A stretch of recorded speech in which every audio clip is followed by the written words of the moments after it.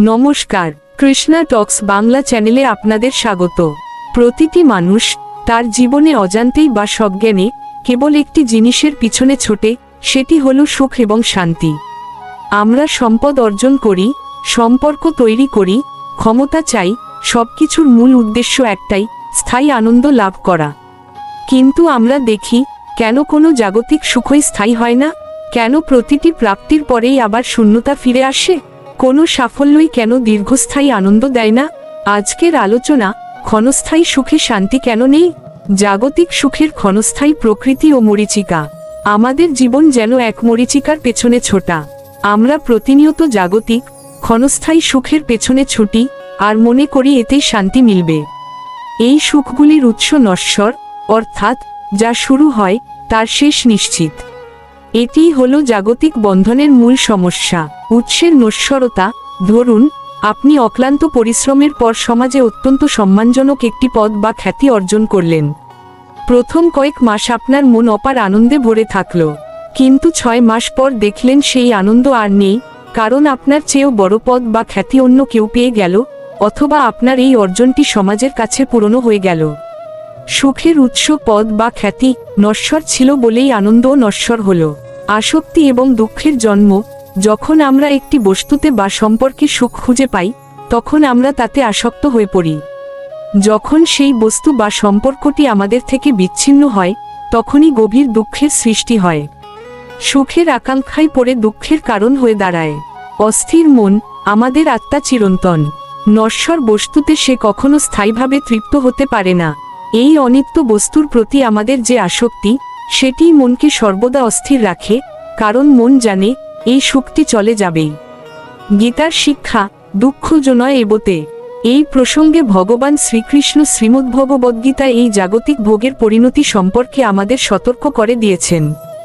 যে হি সংস্পর্শজা ভোগা দুঃখ জনয় এবতে আদ্যন্তবন্ত কৌন্তেয় নতেষু রমতে বুধ। শ্রীমদ্ভগবদ্গীতার 5ম অধ্যায়ের 22 নং শ্লোক। অর্থাৎ, হে কৌন্তেয়, ইন্দ্রিয় ও বিষয়ের সংযোগে উৎপন্ন যে সকল সুখ, তা দুঃখের কারণ।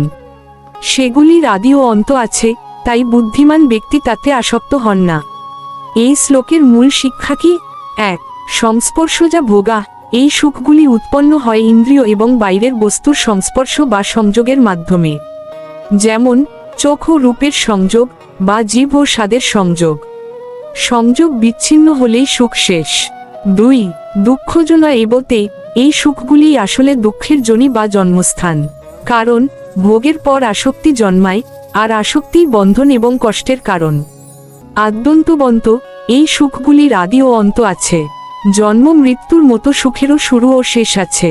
তাই বুদ্ধিমান ব্যক্তি বুধ এই ক্ষণস্থায়ী সুখে রমণ করেন না বা আনন্দ পান না। তিনি জানেন এগুলি কেবল সময়ের অপচয়। প্রকৃত শান্তির উৎস, আত্মার প্রকৃতি, শ্রেয় বনাম প্রেয়।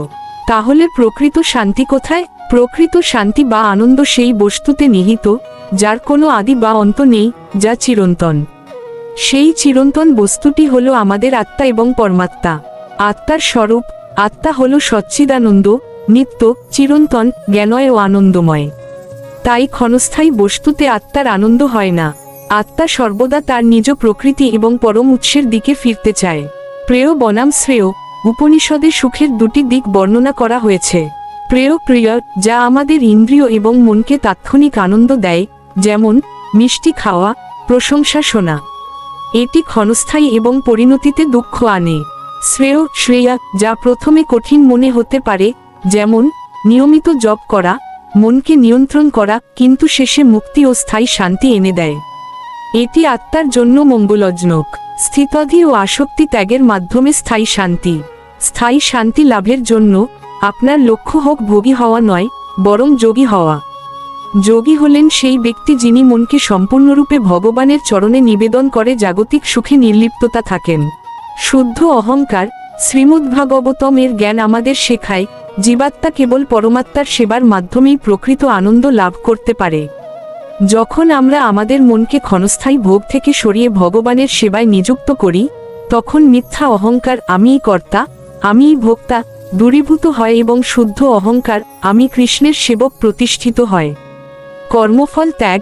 যোগীর মতো কাজ করা মানে হল ফল বা প্রাপ্তির উপর ব্যক্তিগত অধিকার ত্যাগ করা। আমি কাজ করছি, কিন্তু ফলটি ভগবানের সেবায় নিয়োজিত হোক। এই আসক্তি তত্ত্বাগী স্থিতধি বা স্থিরবুদ্ধি হওয়ার প্রথম ধাপ এবং স্থায়ী শান্তির একমাত্র চাবিকাঠি। মনকে কেবল তার চরণে নিবেদন করলেই আমাদের জীবনের সব অস্থিরতা দূর হয়ে যায়। একটি শিশু যেমন তার বাবার কাছে সম্পূর্ণ নিরাপদ থাকে, তেমনি আমরা যখন সম্পূর্ণরূপে ভগবানের শরণাগত হই, তখন আর কোনো ভয়, আসক্তি বা অস্থিরতা থাকে না। সুতরাং এই গভীর আলোচনা থেকে আমরা বুঝতে পারলাম যে ক্ষণস্থায়ী সুখে শান্তি খোঁজা কেবলই সময় নষ্ট। প্রকৃত আনন্দ কেবল আত্মার চিরন্তন উৎসের সঙ্গে সংযোগ স্থাপন করলেই সম্ভব। এই জ্ঞানকে জীবনের প্রতিটা মুহূর্তে প্রয়োগ করুন। ক্ষণিক সুখের মোহ ত্যাগ করুন। ভোগী না হয়ে যোগী হন।